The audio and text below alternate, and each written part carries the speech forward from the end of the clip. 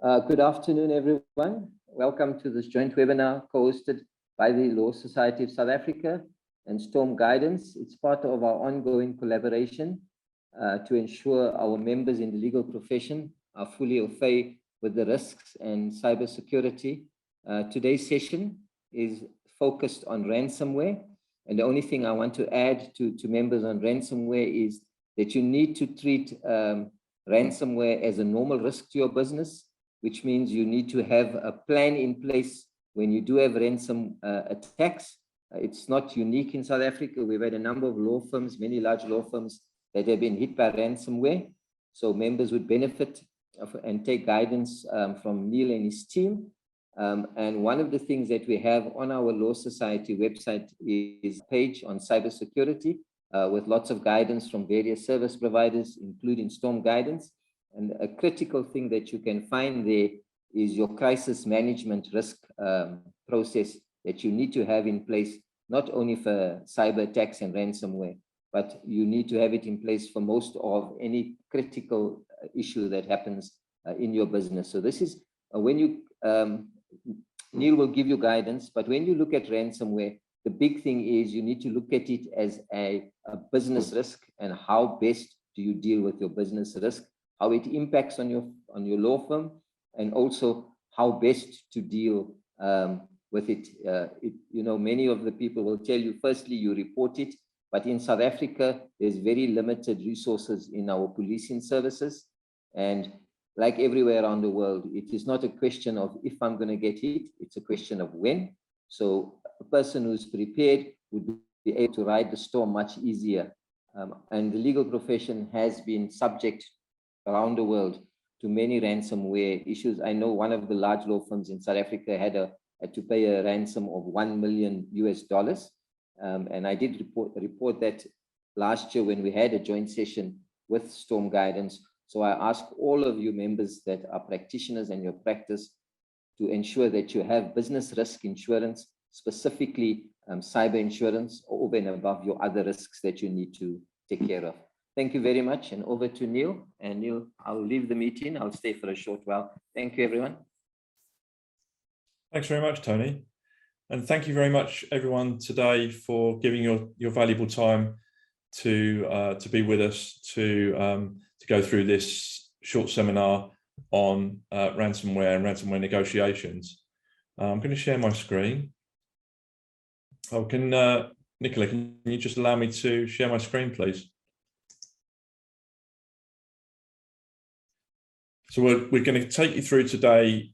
You may be pleased to know that we are not going to get too technical, but we are going to be talking about the aspects of the negotiation process, focusing more on that particular aspect, although obviously we're going to give you an introduction before we do that. So let me just share my screen.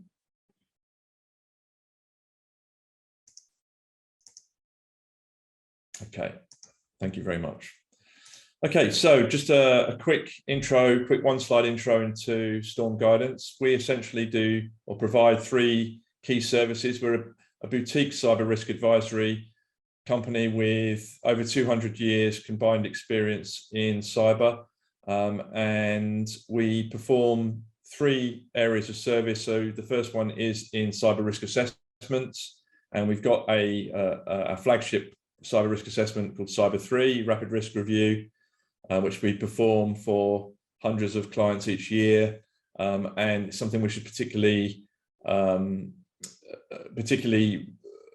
useful if you're considering cyber insurance to provide the results of a Cyber 3 risk assessment to get yourselves good deals with your cyber insurance. The second thing that we do is to help organizations plan for how they're going to manage and respond to cyber risk incidents when they occur. And we've developed over the last 10 years a really useful and really practical process, and many law firms we take through this process to ensure that they will have really effective plans should a cyber incident occur. And finally, we have a response team, essentially two teams. We are a provider for many insurers for cyber risk insurance claims. And we also have a service called Cybercare Enterprise, which is a an annual retainer-based service. I'll come a little bit back onto that at the end of today's session. So just a very quick introduction, just to get you into the mode of thinking about cybercrime and the landscape.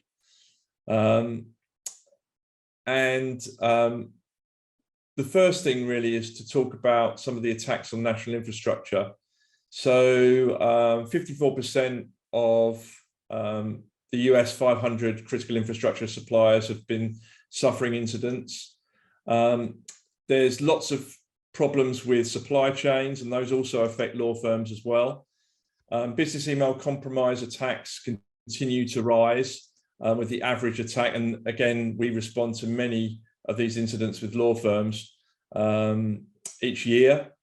And ransomware attacks have become more sophisticated and are run by ransomware as a service type cybercriminal gangs. And so ransomware attacks, on average, every 11 seconds, there are a huge spike in ransomware attacks. And lots of those attacks, the attackers manage to find their way into their victims' networks through insecure remote access. So certainly locking down remote access is one of the areas that you can action to reduce the risks.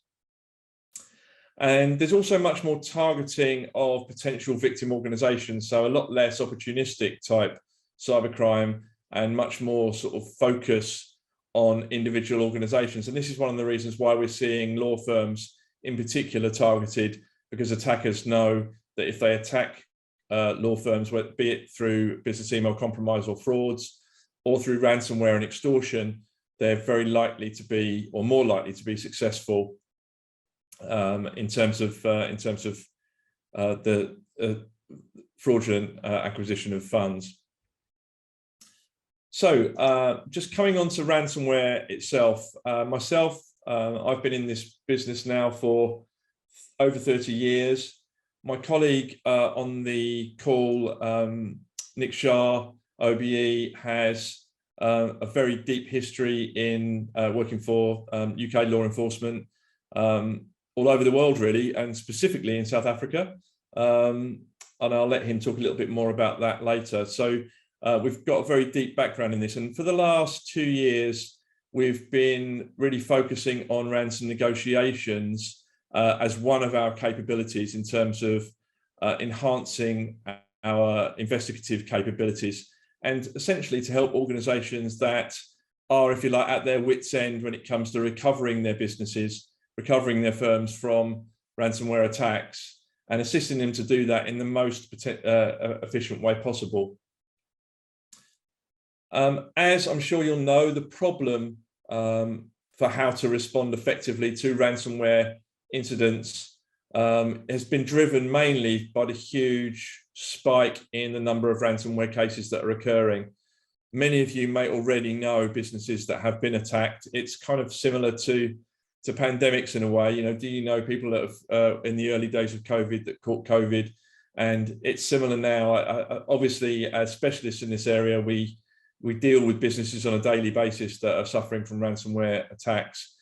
But certainly running your firms, you are much more likely to know of or potentially suffer, unfortunately, yourselves ransomware attacks. And it's much more prevalent than it used to be. And it's just a simple process of numbers, really, from the criminal's point of view. They know that many of their attacks, their victims are not going to be able to fully recover. And it's essentially, this is one of the main drivers that encourages the victims to pay the extortion demands. So even in those cases that we investigate, and we've got a deep background in helping in knowing how best to help organizations recover essentially without paying any kind of ransom. Unfortunately, there still are cases, and we still deal with, I would say about 3 in every 10, where the organization finds it very hard to recover without some degree of negotiation and settlement of a ransom. I guess you will all, I'm sure you will all appreciate that really ransom negotiation is not something that can be done just straight off the cuff. Certainly if you want to have or you want to achieve outcomes as you would hope. And so having specialist skills, and Nick's many years in ransom negotiation with criminals of all types has really enabled us to build an effective negotiation unit. And so we are able to bring, if you like, the psychology of dealing with extortionists to the service of our clients. Few organizations are ready to settle in cryptocurrency. Again, I would like to ask yourselves the questions. If we had to make a settlement by paying a large amount of money in Bitcoin, how would we actually do that? And it's not straightforward for many organizations. The other thing is that it's not even as straightforward as converting Rand into Bitcoin and making a payment. But also there are other things that need to be undertaken as well. KYC checks, making sure that lots of different things are in place. And so when we built our settlement capabilities, we thought about all of these things, and we've now a very capable settlement unit as well. Sanctions checks are part of that settlement process, and they are increasingly complex. It was the case a few years ago that when you did a sanctions check prior to paying off a ransomware demand, there was literally, apart from going through the process, there was nothing that you would really find. But now the various financial regimes are beginning to add much more information about ransomware threat actors, and so ensuring that sanctions checks are really carried out effectively is a very important part of the overall process. Do you want to say anything on those key items there about the problem, Nick? No, other than to add that over the time that we've been dealing with this, certainly in the last 2 years, whereas the feeling was that only large companies and large corporates were being attacked, it's very much the opposite now. We're seeing small and medium-sized businesses constantly attacked. As Tony mentioned, the legal environment is very prominent, as well as schools. And so it's something that needs to be addressed by all sectors, and certainly the legal areas need to have a plan and need to have some preparation. And as Tony said, it's sadly, it's not if it will happen. On many occasions, it's when it's happening or when it's going to happen, and just being prepared for it. Absolutely. So when it comes to what's needed for an effective ransom negotiation and settlement service, obviously the expert negotiation skills. So providing highly experienced negotiators, we want to go through the process and achieve our objectives, which we'll come on to later, with as little problem as possible. And certainly having that knowledge of dealing with criminals and what you do and what you don't do. Again, we'll come on to more of those in detail later, but certainly that's a very important part. Management advisory as well. So making sure that the senior management of the victim organizations are kept fully updated on progress, that they understand what the objectives are, how we're going to achieve those objectives is absolutely critical. And obviously they are very key in terms of making informed decisions. We want them to make fully informed decisions, certainly when it comes to not only understanding what's actually happened from the negotiation, but also in ensuring that funds are available for settlement if needed. We've got a very excellent record in terms of reduction of demands. On average, our success rate is 40% from the initial demand. That we'll reduce that by. Some cases we've had have been incredible, like we've been up in the 80–90% percentile of reduction. So we've achieved some quite significant reductions in terms of essentially how much the victim organisation will save as opposed to what they would have paid without an effective negotiation. And then full sanctions checking process, handling all of the necessary sanctions checks with a full report before any settlements are made.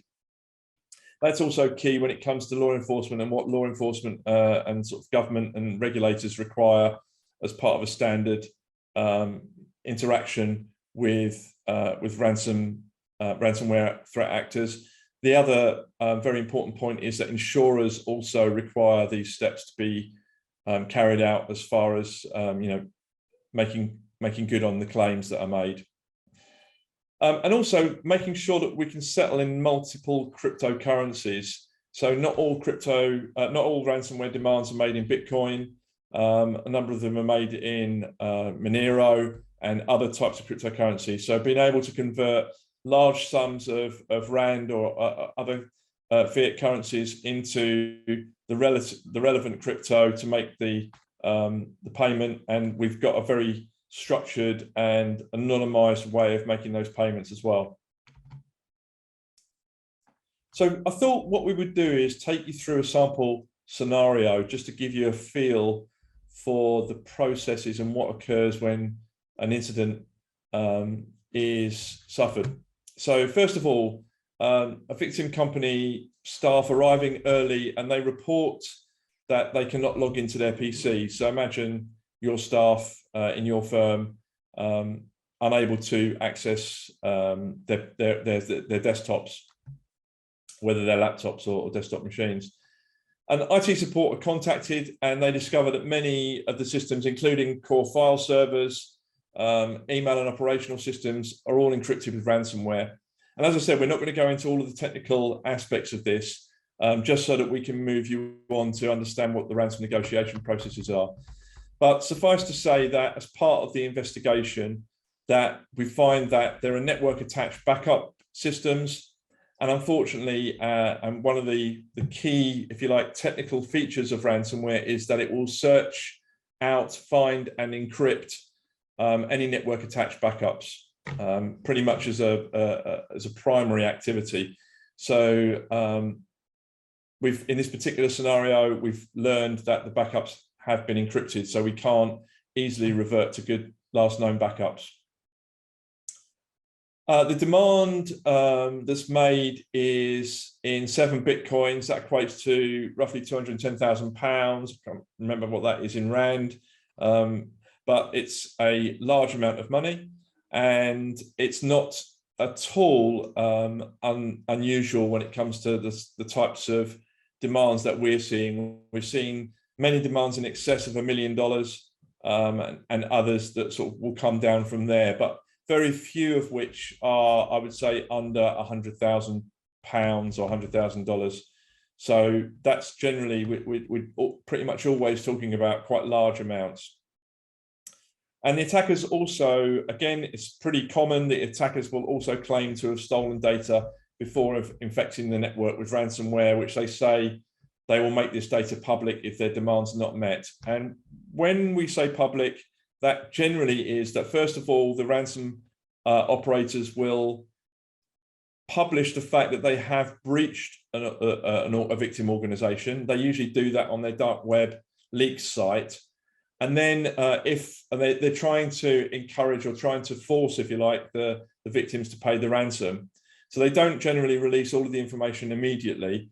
They will first of all make public the fact that they have actually attacked and breached this organization's data, the firm's data, and then they will then gradually turn up the heat even further, eventually with a release of actually, samples of data that's been stolen as part of the attack. It quickly becomes apparent that backups are not available. So some files can be recovered due to recent sharing. So for instance, where the organization has shared files as document attachments to emails, they can contact those email recipients and get the files back. But that's very limited, and so not enough to keep the business going for more than just a few weeks. And it rapidly dawns on the senior partners, on the executive team, that they may have to consider paying the ransom. So what is there to consider when we are thinking about settling the ransom or even interacting with the criminals in the first place? Obviously, the first option is that we do not want to pay. So what are some of our alternatives to avoid paying the ransom? Obviously, potentially to restore from older backups, which are available, but then we have to think about building data and recovering data from the last known good backup until now. Rebuilding the systems and data, so completely rebuilding things from scratch, recontacting all of our clients, rebuilding our files. Again, not at all a palatable activity, but it's possible. Something which we come across with a number of responding to a number of architects firms that have suffered from ransomware attacks, and they've had to rebuild huge tranches of drawings that they had lost as part of those attacks. Recovering the data from numerous sources, we have developed over the years a sort of long checklist of potential sources of data which may have been shared with third parties, and that can be recalled, if you like, or requested from those third parties. That can include clients and suppliers, accountants, auditors, and others. And then also we might be able to decrypt the data with a free decryptor. It may be that the type of ransomware that we're suffering from, the variant that we're suffering from, actually does have a decryptor. So we should always look into that first before we think about interacting or approaching criminals. And it may be that there is a path to decrypting the data without having to pay the ransom. And then moving on to the second option, to consider paying the ransom. So obviously we have to consider paying criminals, which in itself is completely unpalatable. So we have to think, what is the organization's ethical or moral stance on the payment of ransoms? Does it have one indeed? And certainly this is something which I would encourage you to all think about proactively prior to any attack. Like what would your position be? Secondly, to take into account that paying a ransom is funding organized crime. Thirdly, to think that, or to consider that paying a ransom might be funding sanctioned groups. So that's terrorists, regimes, etc. One particular, I think, may spring to mind at the moment with the war in Ukraine. And also, how will the ransom payment alter the perceptions of the of your firm? So that's again something which is very important to think about, ideally before you have any, as part of a preparation process, before you have any kind of incident. But certainly, if you have an incident, then it's something which should be very much considered. Do you want to say anything about that, Nick? Yeah, I think the actual funding organised crime is an important element. I mean, there's an ethical and moral stance. And I think paying criminals, this is where we talk about negotiations. People are very uncomfortable about engaging with the criminal environment. And one of the things, and I probably will cover it as we go along, is that many occasions we get into an operation quite late on because the company have decided they're not going to engage. And the key part of that is because they feel uncomfortable about talking to these people. That's where we come in, and we take that pressure off you, or take the pressure off the clients, because it's something that we're very used to. And it just takes that pressure off you to allow you to focus on the business, allows you to focus on the other side of the crisis. Yeah, absolutely. When it comes to incident-specific conditions, we also have to give some consideration to those as well. So what data is actually at risk? If we have been contacted by the criminals to say that they have breached our data and they're in possession of the firm's data, then are we able to, without interacting with them, are we able to identify what data that may have been stolen? Sometimes forensic analysis can actually help in that understanding. That's something which our forensics teams are very good at doing. But often the wide-ranging access, which has been, or unauthorized access, I should say, which has been obtained by the criminals, makes that potential scope very wide. Then what are the repercussions of not paying? So just consider the reputational harm from the publication of a data breach incident. I mentioned that that is a very likely risk to flow from a data breach incident or a ransomware incident involving a data breach. The cost of failing to recover in terms of both the short-term impact on the firm, the mid-term impact, and obviously the longer-term impact as well, if you don't have access to various client data. And then the potential for data to be released publicly or even sold to other criminals. One, I guess, should not be at all surprised that if the criminals have stolen data and if there's absolutely no interaction from their victims, then they are likely to want to monetize that data straight away and to mine the data and sell it on the dark web so that they can get some revenue from it. Where we have incidents and many incidents where the threat actors will, if you like, give their word in inverted commas as to deleting data if ransoms are paid, obviously they're pretty much all going to say that.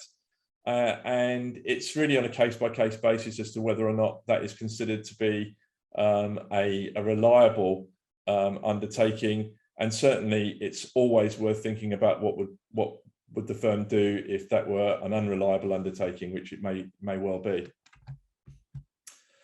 And then to, again, consider the organization's ethical stance in this specific scenario. So what are the stakeholders, what are the firms, the other partners in the firm, any other stakeholders, what are data subjects, the clients, and any other data subjects whose data may be affected, suppliers to the firm, and what are the public going to think as well. So these are all, if you like, groups of potentially interested parties that will need to be considered when it comes to the reputational harm and the ethical stance. Neil, perhaps if I just jump in there on that side of things as well. We've had quite a few incidents where the client or the customer that's had the breach is focused very much internally about the company, but sometimes the risk exists outside. So child protection issues, we've had lots of clients and organizations that have data about specific child protection matters. And we've had clients that have data on their systems that have been captured that may be sensitive. They have government partners or government stakeholders. So it's important to think wide and just not look internally about the risk, but the risk to the wider audience. And you may need to engage with this, with your stakeholders to properly value that risk. Absolutely, yeah, and that's a very good point, Nick. And also healthcare providers. I mean, we've had a number of incidents, haven't we, where healthcare providers have been attacked, and there was one particular healthcare provider that had very revealing. They had high net worth and celebrity clients, and they had very revealing photographs of sort of like before and after specific types of surgery. And all of that data was stolen as part of the attack. So they had to give some serious consideration. Yeah.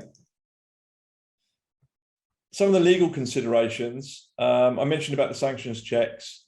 So do we know what the attacker profile is? Obviously, that's our job to help discover that, to understand who the particular ransomware gang is, so that we can check that on sanctions. And also in a geographic context to make sure that we've done our sanctions checks. And obviously we do that because the sanctions regimes for different countries are different. And so we need to make sure that we're covering all of the primary sanctions regimes. And then there's contractual obligations as well for the firm that's affected, the victim firm. What kind of, if they have any contractual obligations when it comes to privacy, when it comes to cybersecurity, what are those contractual obligations, and how would they play out in terms of the impact on the firm? some of the regulatory considerations as well. So when it comes to notifications to regulators and to other sort of regulatory style bodies, in South Africa, the Data Protection Commission and potentially the NSSA and the LPAAF. And then there's the financial regulators, the police potentially, and other law enforcement organisations. Any regulators that are responsible for critical national infrastructure may need to be advised. Again, that would depend really on the organisation affected. Like, for instance, we've had energy providers and telecoms providers. They're kind of mandated to report to critical national infrastructure regulators. Then there's data subjects and stakeholders and potentially customers as well, and partners. The other thing is to think very strongly about confidentiality and how making notifications will obviously put a lot of very important information out there in the public domain. And we've already had a number of incidents where it's clear to the attackers that notifications have been made and questions asked by the attackers as part of the negotiation process. And we've also had cases where other criminal gangs try to get in the middle of the negotiation, or not specifically the negotiation, but they try to contact the victim organization upon learning of the incident, and they try to pretend that they are the actual original ransomware gang and that payment should be made to them instead of the ransomware gang, or they pretend to be the ransomware gang to divert the payment. So there is absolutely no honour amongst thieves. And just on that, Neil, maybe from experience, confidentiality is really important.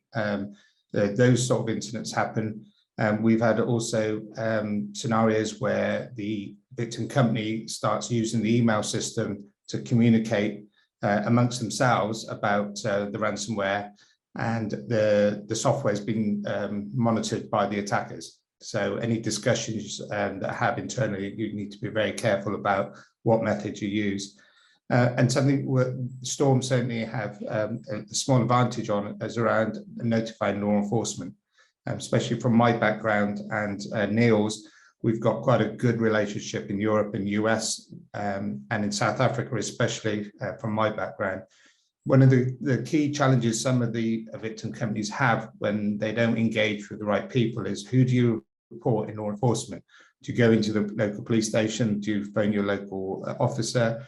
That all leads to opportunities where leaks can be made. So it's important to understand your locality. How do you report it to law enforcement? As you know, SAPs have different departments, so we have access and knowledge about how they function. So we can go in at the right level, at the right team, trying to maintain that bubble of secrecy all the way through. When it comes to some of the commercial considerations, first of all, there's obviously the cost of the ransom. Whether or not that's covered by insurance or not is very much something that, again, you should be proactively, if you like, planning for, to consider how that would be settled. Can the organisation afford it? Can the funds be secured in time as well? Bearing in mind that once ransomware is dropped on an organisation's systems, the clock starts ticking essentially, and obviously the criminals want to put the organisation under as much pressure as possible to obtain the funds. We do find once we have begun negotiation and once we've begun the interaction with the criminals, that we can significantly change the timelines. That's one of the objectives, which I think we'll talk about in a second. I mentioned about insurance and will the insurance cover it? I've mentioned about the LPAAF, but I would say that there are aspects there where for consideration, which I think I'm not an expert in that, but I think that could there potentially be a professional indemnity or professional indemnity issues which could flow from a ransomware incident. Any stock price repercussions, perhaps that won't so much affect law firms, but certainly other types of businesses. And if you've got clients that you would like to consider offering legal advice to, should they suffer incidents, then this could be that could be a consideration as well for them. And then obviously it goes without saying the potential reputational harm that could flow and that needs to be considered in terms of financial loss as well. So we might have to entertain paying the ransom for some of the reasons that we've already discussed. So certainly the incident is not over yet in our incident scenario. The first challenge really, and something which we underline very clearly with our clients as we support them both in the investigation and in the negotiation process, is to have a strategy. So this is the section that we want to take you through next. Certainly, I don't know how many of you have read The Art of War by Sun Tzu, famous Chinese general, 1st or 2nd century. Tactics without strategy is the noise before defeat. So it's very, very important that you have a strategy and that you follow it. First of all, making rational and objective decisions. First of all, by doing that through the discussion of the options. And this really focuses on what Nick was saying earlier, that many organizations, obviously, if they are faced with the potential of having to interact with criminals, that is something which they are understandably not going to be confident about. And that's something which we very much see in pretty much every negotiation, right, Nick? And something we can really help with to give the necessary headspace to make these rational and objective decisions and to discuss with them what their strategy needs to be. Supporting them with expert experience and advice, making sure that we set reasonable limits, both in terms of time, how long would it take us to negotiate? Again, bearing in mind the time constraints that the attackers are trying to place on the overall process. The settlement amount as well, what are the limits on the settlement amount? And it's always very important and useful for us to know what those limits are likely to be. And then to form a decision tree on the availability of the necessary staff. Believe it or not, we have had organizations that are in terrible trouble that we are negotiating a ransom on, and where senior staff decide to put themselves on a plane and fly off into the blue yonder and are pretty much not contactable at very important points. The other thing is escalation, to make sure that we've got a clear path of escalation if certain decisions need to be made. And this, for instance, would play out in terms of the financial settlement aspects as well. And to make sure that there is full agreement, so we put C-level sign-off there, and to agree the regularity with which we will update the senior management. Sometimes it's 2 or 3 times a day, sometimes it's just daily, or sometimes it's whenever there's an update from the attackers, because they don't always respond with as much, in a timely way as we'd like them to. Do you want to make any points about that, Nick?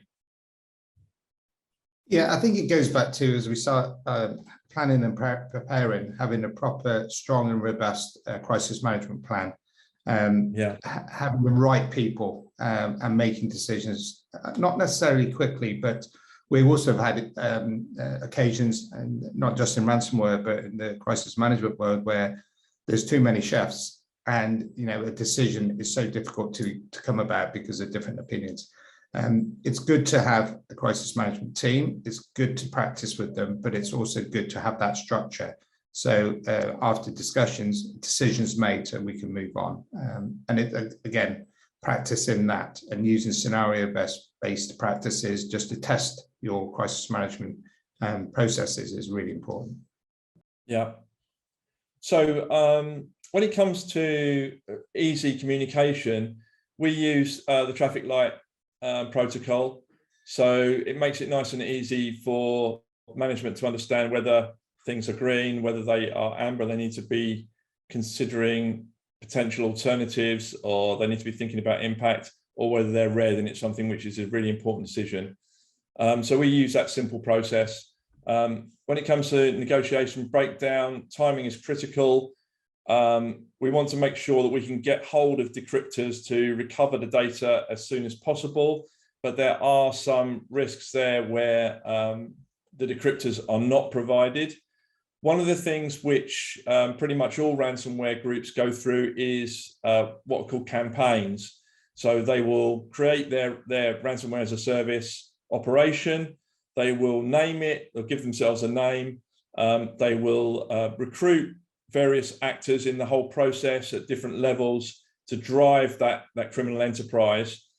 But at some point, they will come to an end of their campaign. And when they come to the end of their campaign, regardless of what negotiations have been undertaken, they will essentially close everything down. And we did have one case, unfortunately, where it was at the end of a campaign, a ransomware group shut up shop just as we were about to do the negotiation, and we were unable to obtain complete the negotiation and obtain the decryptors. So this is a very real risk. It's not anything that anyone can do anything about, really, but it's certainly worth communicating to the senior management. And then there's decryptor failure as well. So usually what we find is that a lot of ransomware has been built and engineered to encrypt network data very quickly and very effectively and efficiently. And it will search out the most sensitive data first. I mentioned about backups, but also it'll look for things like senior partner data, etc., financial data. It'll do all of that first in order so that to cause the maximum amount of damage. And if it were to be discovered before it had completed, at least it would have done the most amount of damage possible. The thing is, though, that we also find, conversely, that the attackers put a lot less effort into writing effective decryptors. So we find that the decryptors that are sent to us, that we provide to the client, obviously have been very poorly written, that they are very slow.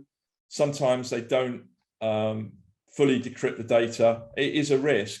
What we have done in the last 18 months is that we've formed a partnership with a very capable and extremely bright organization that's got, if you like, a shell program. So we plug the decryptors into it, and it will then use the keys of the decryptor to actually do, if you like, decryption on an industrial scale. So a much faster, much more reliable decryption process. And we find that that's generally taken up by most of our clients. Then there's the risks, the data breach and the reputational risks, the news of the breach. So by the attackers or through a failure in confidentiality. We do, although we obviously brief all clients on the real need for secrecy and confidentiality right from the get-go, it still has been on the odd occasion reality that, funnily enough, usually through the IT team, who are, with the best will, trying to find ways that they can help their business, but at the same time, inadvertently revealing the fact that they've suffered from a ransomware attack, and then the press are all over it. So certainly thinking about what some of those risks would be in terms of release of the data as well. If either a sample or the entire set of data were to be released into the public domain and sold, generally data is repackaged before it's sold. So for instance, we've got quite a big case for a law firm at the moment where all of their KYC documents, all of their due diligence documents were stolen. So that's lots and lots of identity documents that were stolen. Lots of scanned documents that made up various bundles were stolen as well. And the attackers essentially said to us, it was so easy to mine this data. You know, the firm said, well, it was all scanned documents, so it's going to be really hard to get the data from those. Absolutely not. There is character recognition software which will turn those scanned documents back into easily mineable data. And as you won't be surprised, the attackers are very adept programmers. who will just simply write scripts to repackage the data, and then they'll move forward to sell that on the dark web. Data may also be disclosed or sold on, repackaged in any way. So it's not always the ransomware attackers that actually seek to sell it. They may sell it on to data brokers who will then repackage and sell it. The potential for a crypto exchange account to be shut down, that again is a very real risk.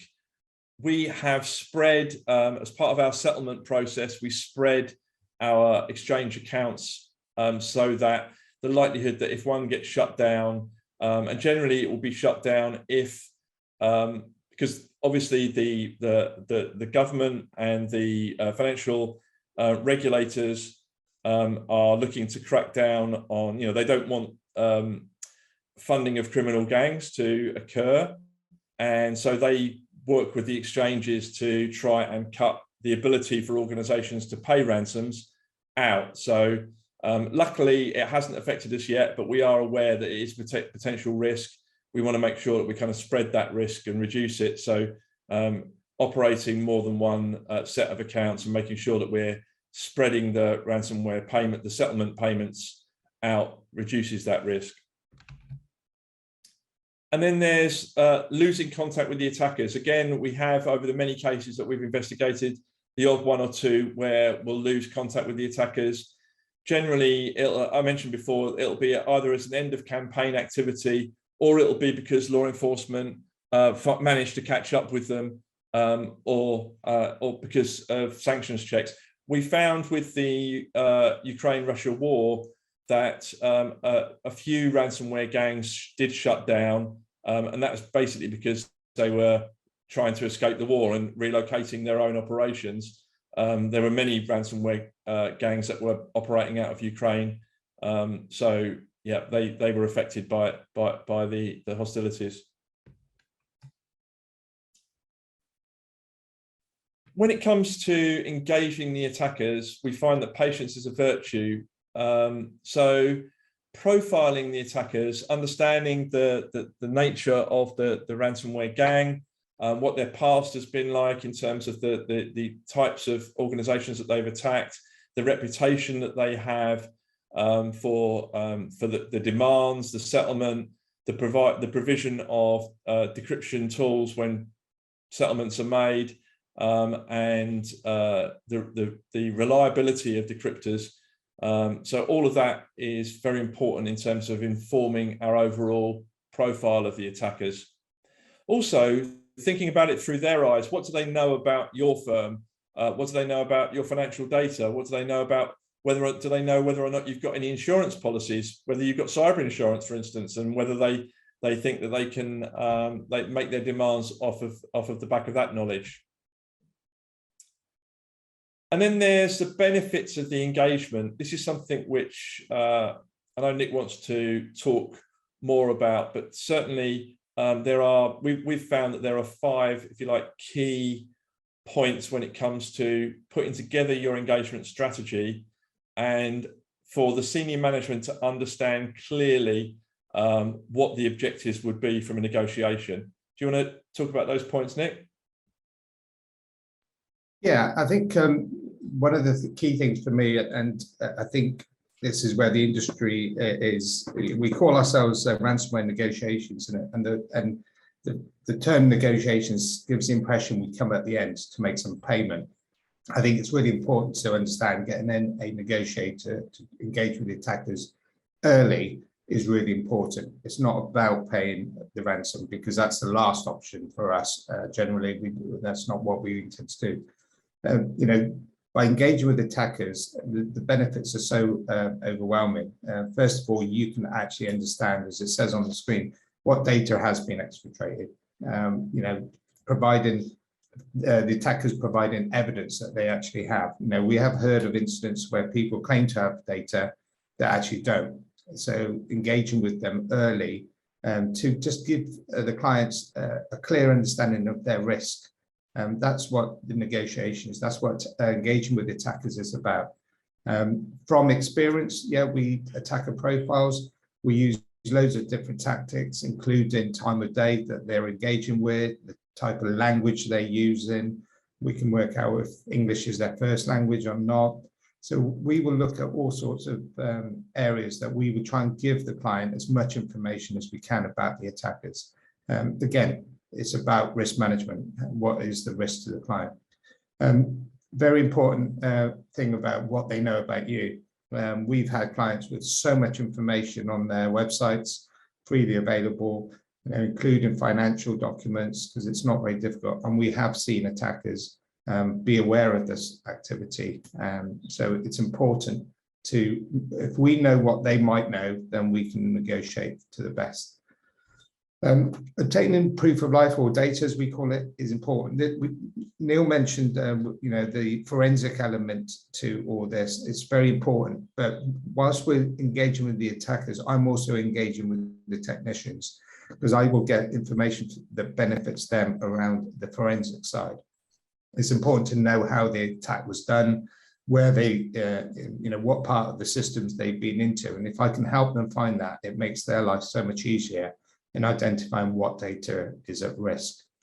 And I think we'll talk about extending deadlines and timelines as we go along, but by not engaging with the attackers, one of the challenges is we don't know what they're going to do. So whilst we're engaging with them, we can get a clear idea of their views, what their patience levels are like, and that's where we manage to increase the timelines. The timeline is all important, as Neil mentioned, about things like notifications, being prepared, what you're going to do. Quite often these attackers will give you 4 or 5 days, and their demand will be 4 or 5 days. Well, generally, most clients can't be prepared and make any decisions in that time. So that engaging with them early, we can give you extra time to make whatever decisions that needed to be made. And obviously negotiations, as with any negotiations, what they want and what we're prepared to give, we'll try and find a middle ground for you. Thanks, Neil. Thanks. There are some drawbacks as well that it's worth considering. First of all, the suckers listing. It was something which we were a little bit more aware of a few years back when ransomware was young. Ransomware attacks were young, and there was a consideration that had to be made for whether or not, if you made payments to the attackers, that you would then become a target. We haven't actually seen that play out too much in real life. The criminals are much more concerned about their next victim, basically. But we have actually had evidence of retargeting. So if organizations do not properly secure their networks and their systems after an attack, they recover their systems, especially if they do not pay the ransom, then they are much more likely to be retargeted and to get the ransomware come back round again and bite them days, weeks, sometimes months later. And I think, Neil, on that, it's certainly in the old days, the suckers list and the retargeting was very often the victims who just made the payment, whatever's demanded, without engaging with them, they just paid. And then that was the vulnerability was shown to the attackers, or they're prepared to pay, so they share the details. So certainly when you engage with attackers, that reduces that threat, because they know that it's not going to be an easy payday for them. Yeah. Most modern ransomware as a service attacks now, the timer will start ticking when you begin the negotiations, but it just depends really, because the ransomware attackers are kind of waiting. They know who they've attacked, and they're kind of waiting for contact from those victims. And so regardless of whether or not you begin a negotiation, that clock will begin to tick anyway. You just won't know or see it. But once the countdown does start, then it's important to continue with whatever the strategy you've arranged is, basically, and achieve your objectives. First of all, establishing communication. So Most attacks now are via a dark web portal and a chat site on the dark web portal that's set up by the operators. So they send you a Tor URL, you follow that link, and it takes you, you establish a Tor VPN and simply have a chat through a web page, essentially, where you type in your discussion, and the attackers receive that, and then they may reply immediately or semi-immediately, or you might have to wait hours, sometimes even days, before you get the next post back. Other times they will use secure email, such as Proton Mail, and sometimes on the odd occasion free email accounts. These are less popular methods of communication, but they are used occasionally by attackers, or they have been. When we interface with the attackers, it's always important for us to use what we call a legend. So this is essentially a fake identity of someone who works in the organization. They don't actually really exist. We don't want to obviously name any actual living individuals in a ransom negotiation. And so we'll establish a legend that will initially be what we call a low-level role, and that's very important because we want to give ourselves wriggle room when it comes to escalation. If we need to use the reason of escalation as to why, for instance, there may be delays in things. Also, establishing agenda, and depending on the way that the ransom negotiation kind of starts off, but using agenda or deciding on agenda may also help. Do you want to say anything about that, Nick, from a gender perspective?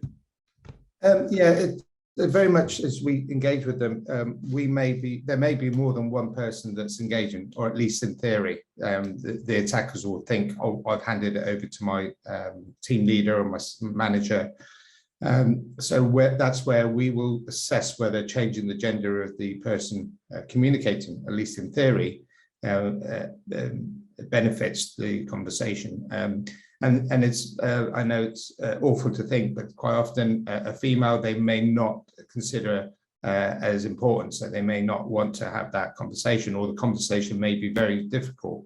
So we may continue for a while just to give us that bit of delay, and then hand over to someone else. So there's also different tactics, and we change the wording of our engagement with them to fit that.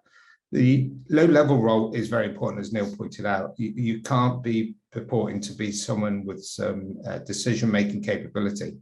Otherwise, if they make a decision, they want a decision immediately, you haven't got anywhere up to go to. So we often use very low-level staff saying, I need to refer this to my manager or my management team, or depending on the scope of or how the negotiations goes, we may purport to go up the ladder of seniority, but we'll never go to the top, because if the CEO is able to make that right decision, then why is there a delay? Thanks. Yeah. And we might need to give a little bit more credence to the legend by establishing a fake identity on the socials, Facebook, LinkedIn, or maybe even on the firm's site. Certainly, we've done this on a few occasions now, where we've really felt it's necessary, and it's something which a lot of law firms have anyway. Published a lot of their staff. It's actually one of the things which we see as leading firms to actually being a little bit more vulnerable to attack in the first place. But it's something which we can do. Also, to verify communications prior to sending. So it's something that we do as a team. We always have a minimum three-step QA. We like, where necessary, without adding in unnecessary delay, to ensure that clients are aware, certainly, of any really important comms or any sort of inflection points or decision points. And then we keep a record of all of the interactions, so that they can be reviewed not only through the incident, but also post-incident, in terms of a wrap up and ensuring that we did everything possible. The negotiation tools, techniques, and processes. So just a few points to make here. Nick, do you want to do the never and I'll do the always, or vice versa? Yeah. You You do the never and I'll do the always. Okay, I'll do the never. So never get angry. It's something which obviously you can appreciate. Attackers don't really care. In fact, actually, they try, on occasion, they'll try and drive you into that sort of that angry corner. So it's very important that that is never the case in your communications with them. You also never commit, except at the very end, obviously on the mutually agreed points, for instance, the amount of the settlement and when that will be made. But it's very important that when you're in general discussions and negotiation, that you don't actually commit to anything. And there is a little bit of an art to that. You never really offer information to them. You're always keeping in mind that it's better, if possible, to get any kind of information from them, but you don't offer any information to them. You never make the first offer. Always leave it to them to make the first offer. You never miss time financial negotiations, because you don't want to leave yourself again in a place that you can't negotiate out of. And mistiming is one of the ways that you can do that. So very important to be patient, to ensure that everything is really clear, that you understand what you're going to get for the ransom or the negotiation the settlement that you've agreed. You never discuss more than one thing at a time. Always keep things very simple and straightforward. You never let the dialogue die. So if the attackers are on the money and they are responding to you on a daily and sometimes a few times a day basis, you basically adjust to deal with that. But at the same time, you're also thinking, if I leave things, like one of the things that we always do is we'll always have that discussion to say, what about if we wait until tomorrow morning? What about if we, send in a post in the middle of the night? So, but the whole point is you always keep the dialogue going. You don't wait or leave, from your perspective, large amounts of time where you are just not talking at all. Don't make small talk. Part of the offering information, but it's never a good idea to sort of like say, did you have a nice weekend, etc. You never disclose to law enforcement, you never disclose whether or not there are any law enforcement or professional involvement in your negotiations. Again, a very, very, I guess, an obvious point there as to why you would never do that. You never disclose information that would harm your clients or in any way impact the negotiation. You also never disclose your bottom line, what you're prepared to settle on, and you never disclose any insurer involvement.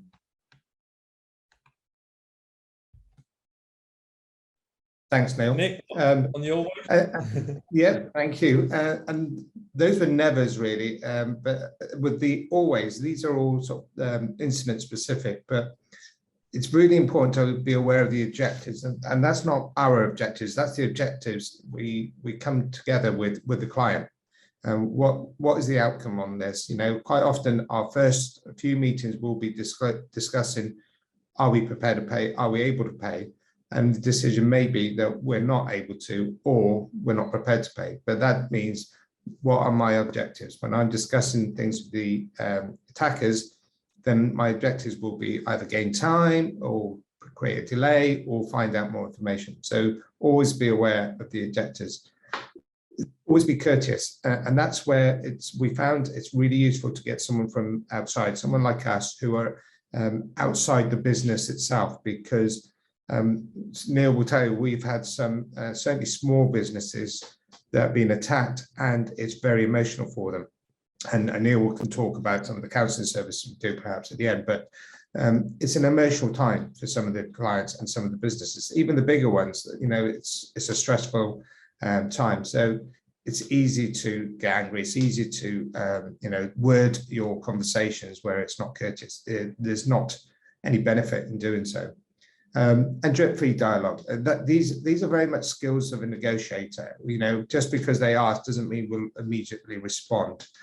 So slowing down the pace to the pace that we want it to be. There have been times where the client is eager to respond quicker, then we'll up the ante, but just be very mindful about how the pace it needs to be, and always be proactive. They don't want you to be, they don't want to give an impression that you're just delaying things, you know, or you're just there and messing around, because you don't want to antagonize them to the stage that then you'll become a focus of their attention. You calm a patient, that's all very, goes with being courteous. Read and analyze all responses. It's really important, because sometimes it could be a 1 or 2 line response you may get back, but it's important to analyze the wording.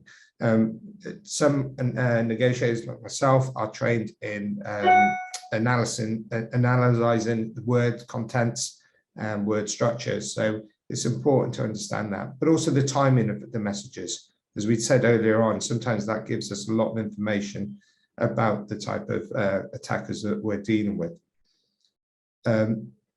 Consider all responses and the timings. And again, these are very much negotiating skills. Don't ask closed questions. Keep the conversation open, because open questions and open conversations allows you to have the opportunities for more information. They may slip up and they may give you something that you weren't aware of. Use words that indicate presupposed success. Yeah, it's the carrot that you're dangling. You're talking to them because you're finding a resolution to this that's going to benefit them. That will keep them engaged and then keep them interested, and also gives us a much more time to discuss what we're going to do. Remain in a need to know bubble with client and third parties. That again goes back to confidentiality that we spoke. It's really important to do that. When these incidents occur, going back to having that crisis management plan, you know, if your IT department find this incident has occurred, what is the structure to notify senior management quickly without telling the rest of the organization?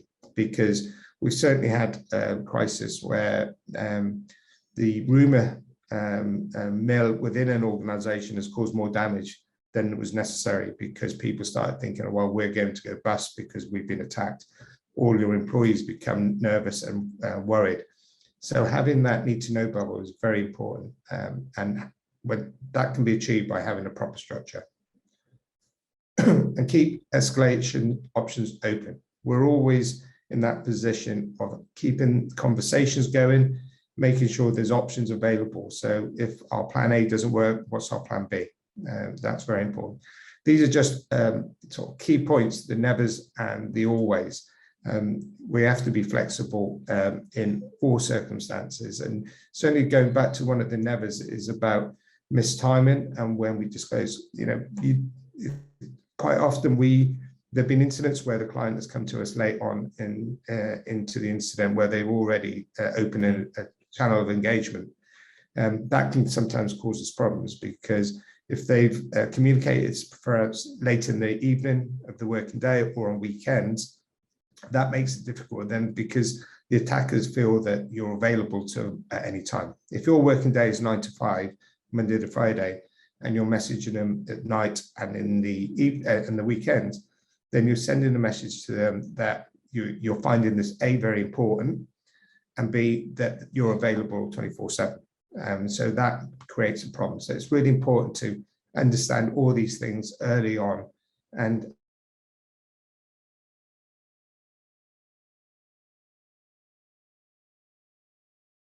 to account what you said there, Nick, is that you have to appreciate that whilst it might be the only time that hopefully your organization has suffered this type of attack,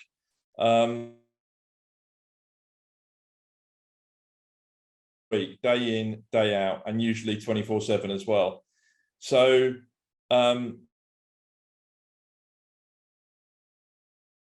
not sometimes hundreds of other victims, all, you know, coincidentally, basically at the same time. So it's important not to think that not to overthink, and not to think that, you know, if I say this and they're going to think that, etc. Usually they've just got a script to follow, and so, you know, to a certain extent, knowing that that is the case, gives more power to the way in which you would approach things. And that's a great point. You'll be aware that a couple of recent incidents where we think there's been a bot on the responses. So you will engage, you send the first initial conversations, and there's like a pre-planned cut and paste type response from the attackers. And that's where we need to overcome. So we need to start asking questions and asking them in a way that they can't send a cut and paste response. So that's important. Yeah. Okay, just a final slide. So we've now got to the funding stage. We've now got to the settlement stage, should I say.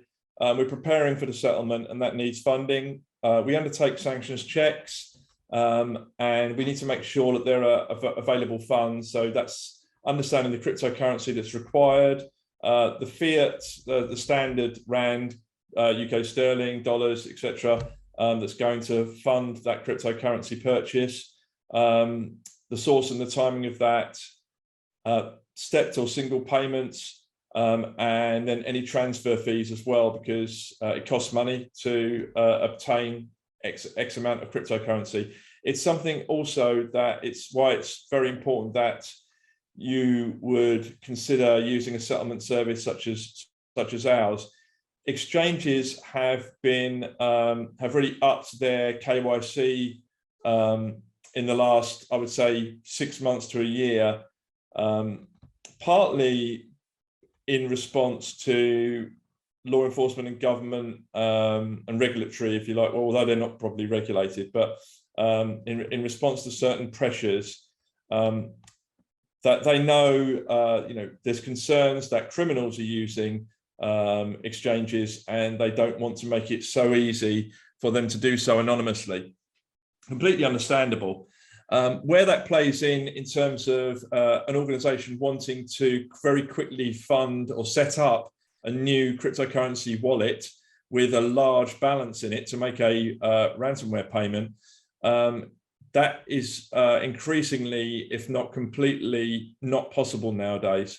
So either, if you want to do it yourselves, you either have all of this arranged well in advance as part of your prep and planning, or you use services such as ours where we've passed all of the KYC, we've done all of that, and it's reasonably straightforward for us to get fiat into those cryptocurrency wallets to make the settlement. Accountability is also very important, making sure that there's proper record keeping of every step in the settlement process, that we're taking account of crypto volatility. You would have seen recently in the last sort of like month or so that the crypto markets have pretty much crashed. And so, if you buy crypto on a Friday, but you don't settle until the Monday, then you could have actually lost a lot of money and need to actually sometimes recharge the wallet. We actually asked for 10%. We asked for 110% of this agreed settlement amount, and we make a refund on the residuals from that. Just on that, anonymity is really important, especially if a payment is to be made.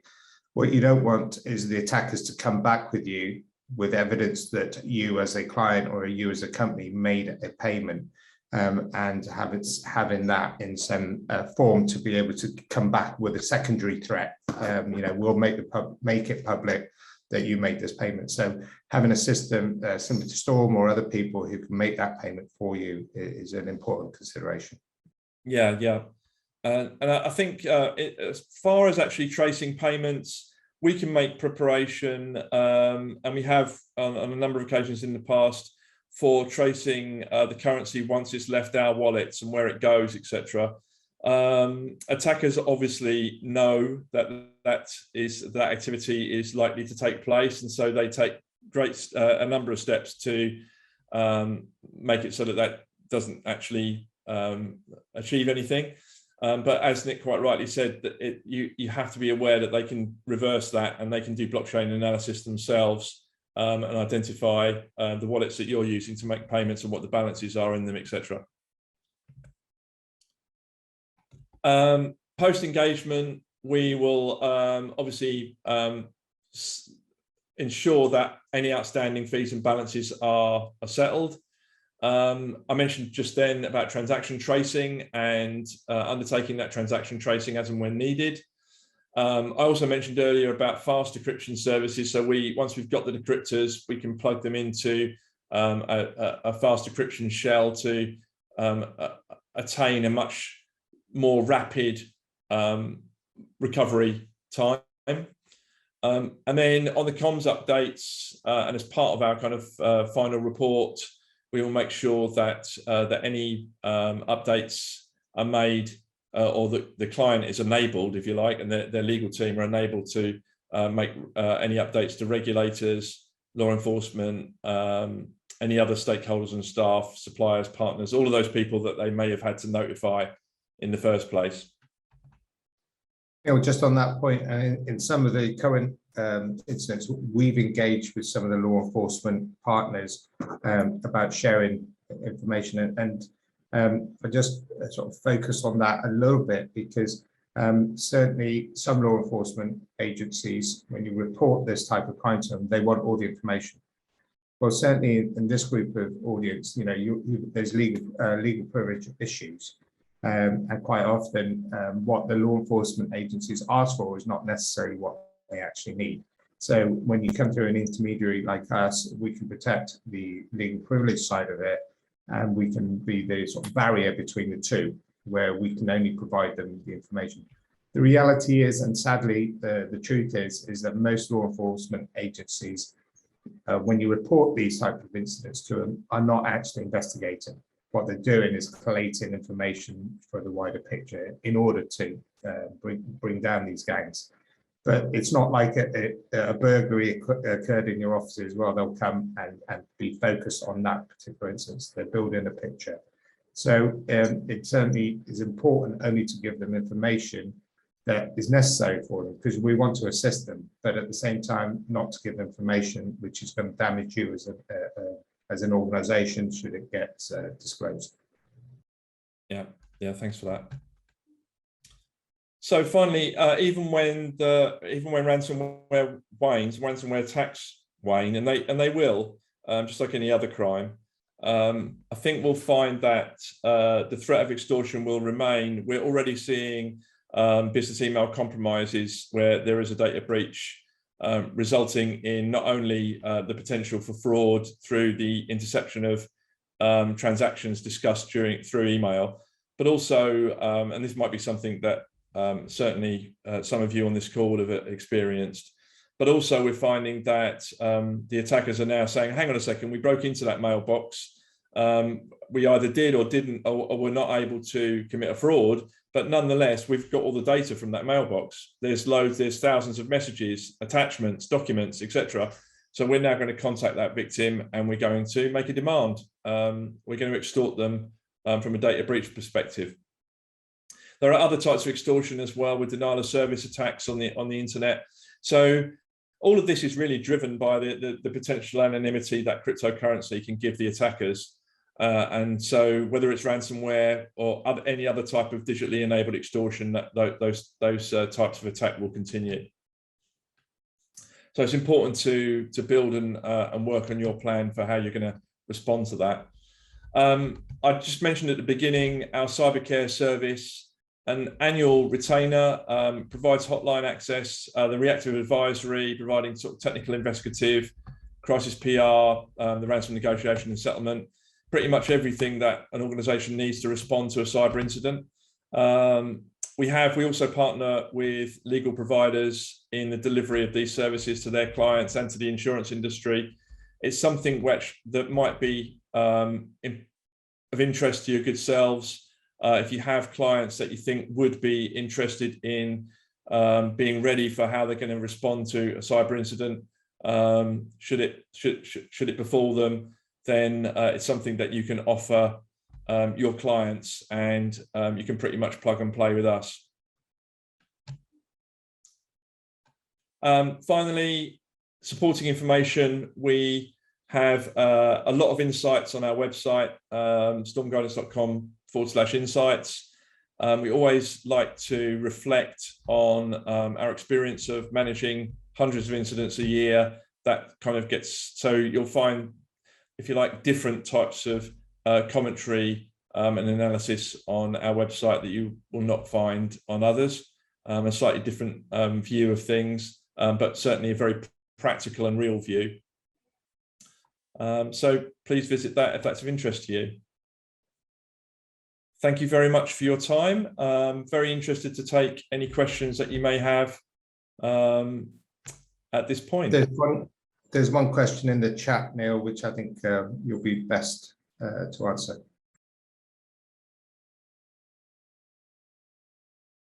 Okay, so there are a number of controls that you can implement. So the question is, what seems to be the most effective guard to prevent your data being taken in a ransom? I'm thinking that that's in a ransomware attack. So there are a number of things you can do. I mentioned earlier in the scenario that that the backups were encrypted. So make sure that you are taking data backups and that you're holding those backups. Those backups are isolated from your network. So backing up your data to tape or backing up to various online services, which will essentially be isolated from your network generally, are two methods, but there are other methods as well. Very important that that you have backups that you can recover from, and that those backups are not accessible by any malware or ransomware. The second thing is to make sure that you've got really strong remote access controls. Make sure that if you do have remote access to your offices, to your firm, that that remote access is really secure. That you have a VPN, you have multi-factor authentication. So not just a username and password. That is not sufficient security in today's modern world. And that obviously that applies to all of your users, especially your IT staff, whether or even if you have third-party IT providers, that they equally are using multi-factor authentication to access your networks. So those are two. There are other methods as well to protect yourselves. Things like segregating your networks so that if you do have ransomware, its effect can be limited. That you have very strict control over administrative access to your data and to your networks. Those are just some pretty straightforward things, but very important that you have good data backups and you have really strong control over your remote access. Thanks. The other thing I would say there is to make sure that you've got some user awareness. So make sure that your staff are aware of the threats, that they report anything which is suspicious, anything which might come in over email, that you do annual at least annual phishing tests to make sure that your users are able to spot and not click on malicious links. Is always going to be a very useful activity. Any other questions? There's a question. It says, while the negotiations carry on, do they permit you access to your data, or are you locked out until a settlement is reached? I don't think I've ever had an incident where they've allowed us access to the data. That is their price. That is what they're using to extort you. There's very little charge that they will share anything. There's no value to them in doing so. What we have done as a tactic before is when we're trying to prove capability, or at least whether they have the proof of life data, is that we've in negotiations we've asked them to provide us 2 or 3, maybe 4 files from your data just to prove that they've got it.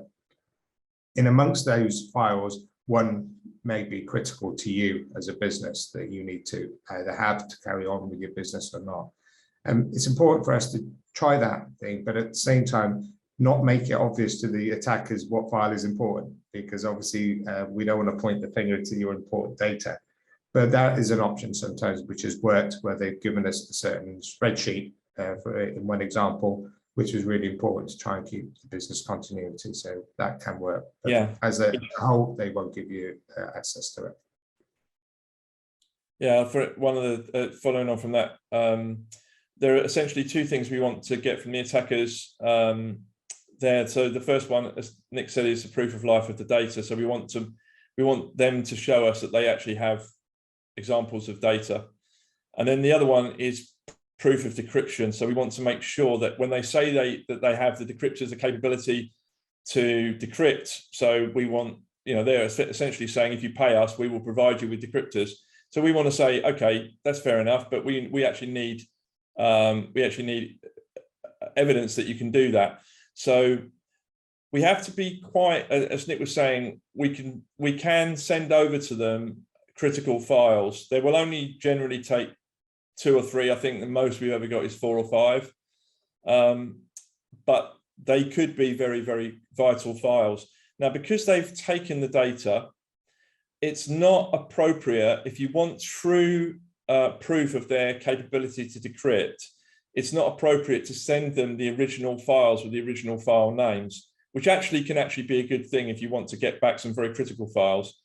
The reason why is because if you were to send them files that, let's say they didn't have the ability to decrypt, and then you send them the files with the original file names, then they can just simply pull out the files that they've stolen and send them to you and pretend that they decrypted. So you can't do that. You have to rename files before you send them, and then they would then decrypt them and send them back, not knowing what the original file name was. So that's very important when it comes to obtaining this proof of their capability to decrypt the data. Yeah. Sorry, mate. Now, just going to read the question. There's another question saying, aren't the attackers aware of these tactics of engagement and negotiations? There's a lot been written about ransomware negotiations in the last year, certainly. They may be aware of these tactics. I've been involved in kidnapping and extortion for the last 20+ years, and those type of criminalities, they're also aware of negotiations and bringing in professionals to help. The skill comes in not making them aware. So there are certain tactics that we discussed in the presentation. It's in the way you convey them that makes them sound that you're not a professional negotiator or a professional individual engaging with them. So the skill sits with the negotiator in delivering that message, but not giving them anything more than you're part of the organization.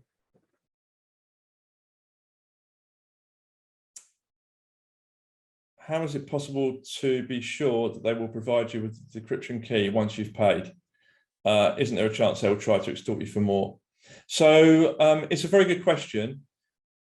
So I would say that in our experience of dealing with many of these incidents, I mentioned the time when we actually weren't able to obtain the decryptors.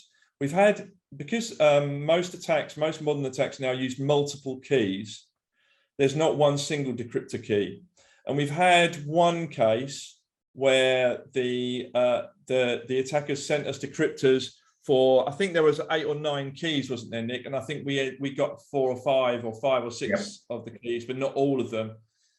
So we managed to actually recover a large proportion, but the attackers literally disappeared off the radar. And they went dark, so we could not contact them. Well, we tried on a number of occasions. But in terms of trying to rebound back and extort for more, I would say that actually hasn't happened. We've never had that situation.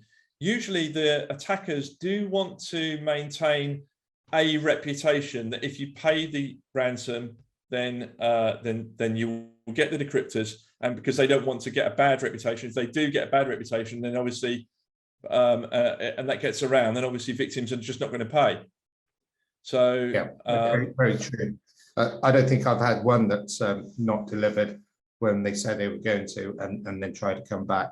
As Neil said, it's not good for their reputation in order to do that. Yes, ransomware gangs. So the question is, have any ransomware gangs ever been caught? Yes, ransomware gangs have been caught. A number of them have been caught. The most recent high-profile gang was members of the Reville ransomware gang. That's probably the most prolific gang of 2021. I think they've been overtaken now by Conti this year, and Lockbit and a few other gangs. But yes, members are caught, and the US government and a number of other jurisdictions around the world have put out some quite significant, in the millions of dollars I'm talking about, rewards for information leading to the apprehension of these criminals. So yeah, law enforcement have got a long way to go, but they certainly have got some of these criminal gangs in their sights now, and have made some big steps forward. I think it's important there, Neil, just to give an idea that when you're dealing with these attackers, it's not just the person that I'm engaging with is not the person who took the data, and they have a structure which is a tiered structure where it's organized very well. So the person I'm talking to may not understand the full picture. There'll be a team that did the exfiltration. There'll be a team that are managing the financial side. There'll be a team that are doing the comms. So it's very important to understand that it's not the one and the same person or a small group of people who do start to finish. It is a business structure that they adopt. Yeah, very good point. Next question, from your experience, what are the most common social engineering tactics used by attackers? So generally phishing is the most common tactic, phishing by email, and that will be used to try to harvest the credentials that attackers can then use to obtain remote access to networks. It's again another reason why, as I mentioned earlier, multi-factor authentication is really critical, protecting remote access. Remote access attacks for dropping ransomware account for around about 60–65% of all ransomware attacks. The others are via malicious links sent via email, and by hacking into systems. So on the latter of those two, the phishing on the hacking into vulnerable systems, the phishing element still can play a very important role, especially if the IT department fall victim to phishing. And sometimes the development of the phishing attacks is also enhanced through telephone calls. So it won't purely be via if you like, an arm's length email.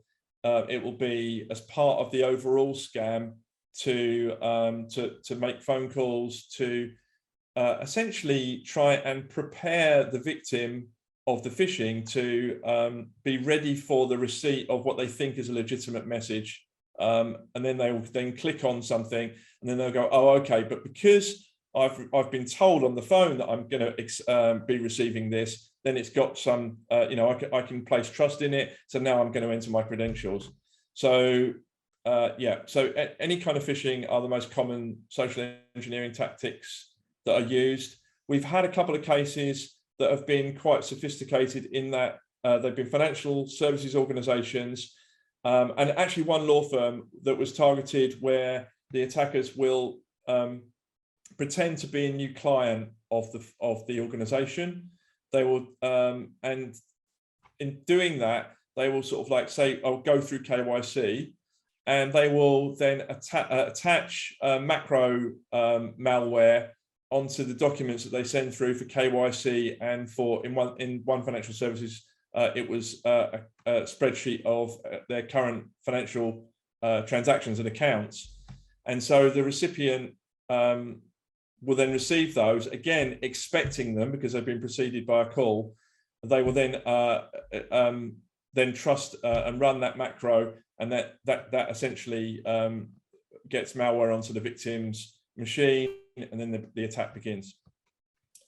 There's also there's some sophisticated other things that we've seen in certainly with other colleagues elsewhere. Is we've got evidence that attackers are now advertising, especially on the dark web, to pay IT departments, people working in large IT departments, sums of money for their credentials or giving them access to the network. So you need that. Everything you do within an organization is important, but you also need that your own IT surveillance, ensuring there's no vulnerabilities from within inside. Yeah. we do a lot more of that sort of proactive scanning of businesses now, where just to make sure, give them what we call the attacker's eye view of their firm, just to give them peace of mind that they're not particularly vulnerable to technical attacks. What are the most popular ways for attackers to reach a potential victim? I've kind of touched on that already in the describing some of these phishing attacks.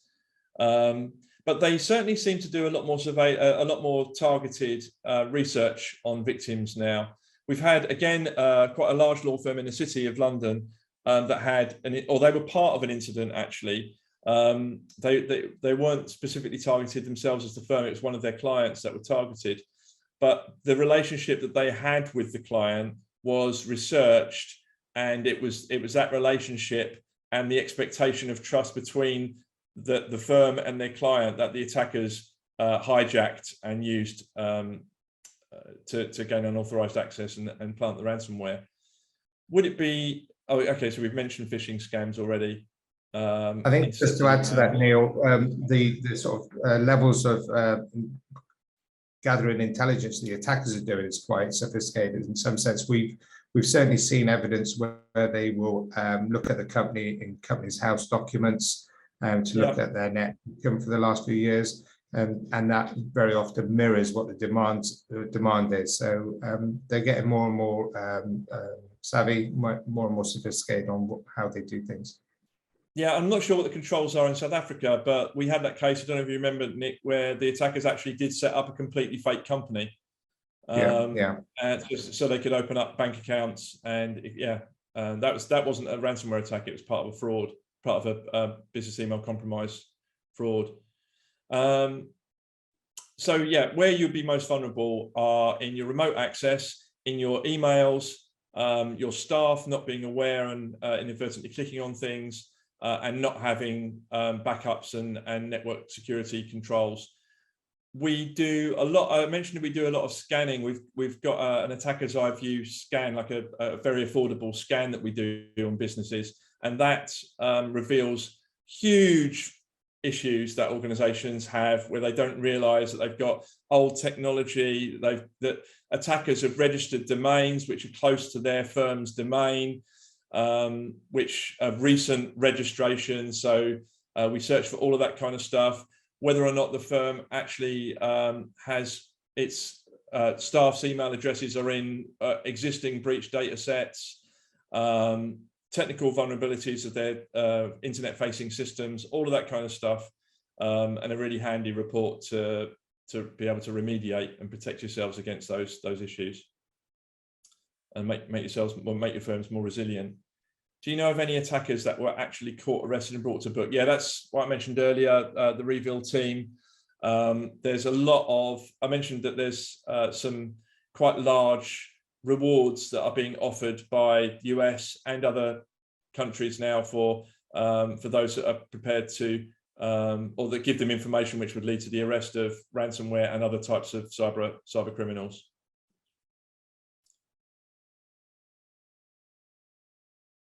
Neil, slightly off topic, about the email. Yeah, 2 of these attacks have intercepted emails and changed banking details. How do they intercept emails, and what do we do to avoid that? Okay, so that's business email compromise. Harden up your email systems. Make sure that you implement multi-factor authentication to access those email systems, and ensure that you've got what's called SPF set up on your email. I mentioned our external scans sort of like highlight issues there. Check to make sure that domain variants of your firm's domain are not recently registered. These are all things that you can do to avoid. Maybe we should do we'll do a separate presentation for NSSA on business email compromise, because it is something which a lot of firms do suffer from. And again, we do hundreds of BEC incident investigations each year. So we've been doing those for a number of years now, since before ransomware. So especially on conveyancing solicitors, large amounts of money, it's very vulnerable. Can information of a small company saved on the cloud be vulnerable? Yes, it can. It depends on the cloud services provider and how the data is accessible through a particular computer that will be accessing that data.